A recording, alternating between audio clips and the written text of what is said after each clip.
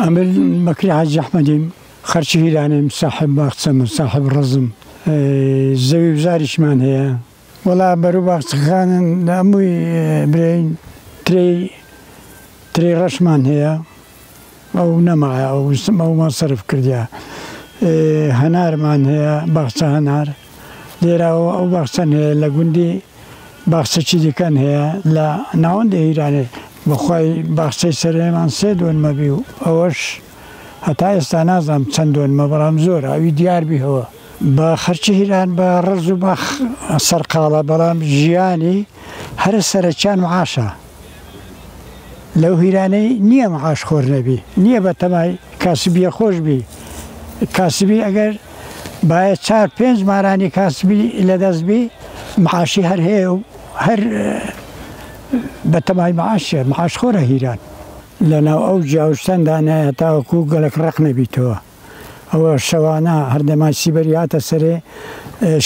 شەی وەرەگریتەوە بەرەو تەڕێتێتی ڕۆژێ ئەگەر هەندێکی هەتا وێشکەوی گەلک مەجبور پێ نییە ئەوە بچە حەسێ بەکرد زۆرە زۆرمان هەیە ئەگە هەر لەوەندەی بێ لەوانەیە 200 بنەکمان هەبی لێرە بەڵام لە باخچەی سەرێ زۆرە لە باخچەی سەرێ تا 700 شەبی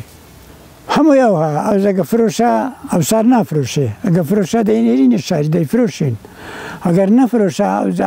بەتر و تشقرە هەندەکی لێ ساغە بیتەوە هەندەکی لێ خەسارە بی برین سرکەی دروستەکەین و هەر ئەوەیە ئەوەی کامە بەخۆ دروستکەین سرکەیە دەمینێتەوە بە سرکەیە بە ترش و شیرنی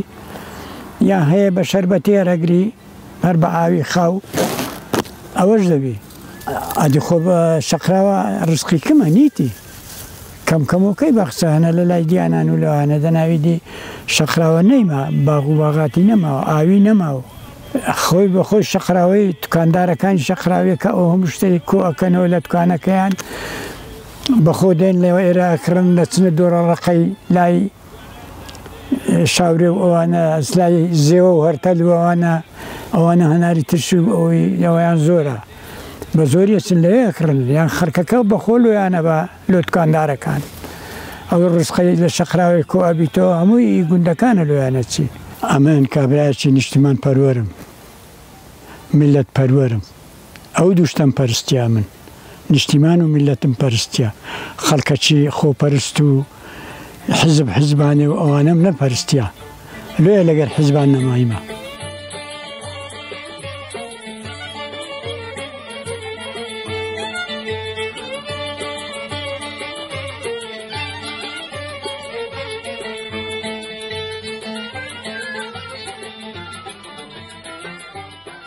خەریکی دۆساوینەوە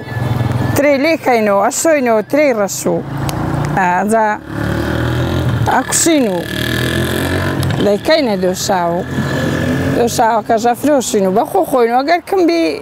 سارەکی کمبێر لۆ خۆمانەوە دەینە خزمان و ئەگە زۆریش بێ ئەفرۆشین وەڵای ئێمە ترێی ڕەسە بەس ئیدی شەبی ترێی سپی و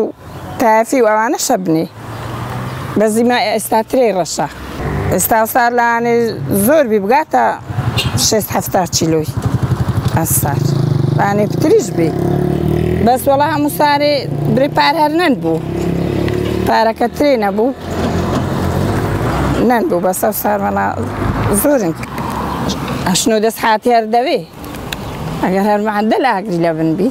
وەڵا هەر سرکە و دۆشا و هەر هەنار و ترێ و گەراز و ئەو شتانەن هەیە باوی و پێوڵە ماندینە ئەو وەختانە ماندینە هەموو دەوێنە وەختی سرکە و دۆشا و ئەو وەختانە بەهارانیش دەمی گەرازان ماندین بەس دەنا خۆشە بەرا ماندی بوونیشی دەوێت ئەو خۆرە ئی لە سەرێ دەینە نەچن ئەجا ئەوە دەپرێسکەیەکەین و دەپەڕۆی خاوێن و دێخینە ناوێ نابی گەرمیش دابێ خۆرەکەی دێخیە ناوێ ئەگەنە هەموو ڕژێ دۆشاوە کە هەرەچی دەبی دۆشاوەکەوە چی هەر سۆراوە تێت کرد ئەجا خۆرەکەی بخێ ناوێ وەڵاوە هێوێنیتی ئەرێ وەچی ماستی بەرێ والله زعما جاران هەر زۆریش ماندی بووین بەس جاحێر بووین و باشتر بووین دەنا سیر نەکرد و پیاز نەکرد و گرە بە ڕۆژە نەکرد و گەن مشت نەکرد و ئەو شتانە هەمووە کرد بەس ئەلعانەکە ئەو شتانەش ناکەین هێشتا من ماندیترم لەو کاتی